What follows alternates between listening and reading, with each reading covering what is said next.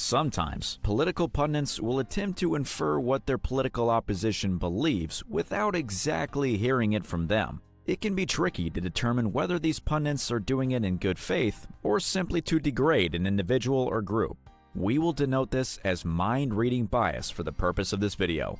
Usually, mind-reading bias is done by talk show hosts as a way to make persuasive arguments to viewers. They pick a party or individual, then claim to decipher their political stances based on their party affiliation or what they've witnessed in the news rather than hearing it directly from the source. Additionally, claims about the individual not making sense are common with this bias. These tactics are often executed on a subconscious level, but can even be conscious to degrade the target. There are other situations in which this tactic is used, however. Sometimes, it's used as a legitimate analytical tool to try and infer what kinds of problems a group or party is thinking about. Let's go through some examples to illustrate our findings. One thing all Republican senators agreed on Tuesday is the debate isn't over. Even if they never met again in 2022, some Republicans want the state to declare an embryo is a person at the moment of conception, which would change a host of laws from tax policy to child support. The phrase, "some Republicans want the state to declare an embryo as a person at the moment of conception," is a decent example of mind-reading bias. The author is assuming a position of a group of individuals based on their understanding of Republicans.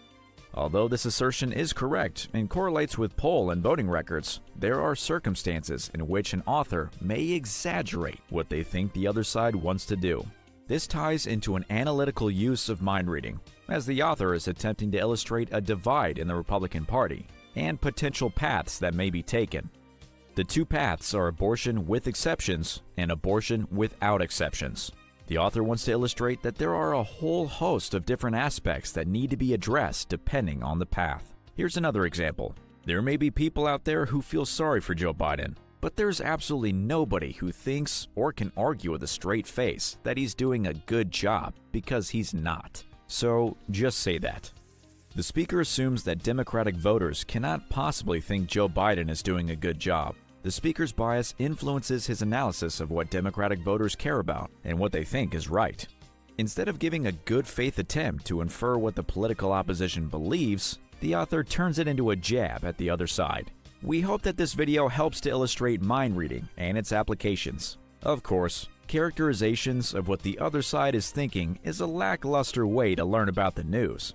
This is why Biasly's side-by-side news feature allows you to find news stories from all sides of the aisle.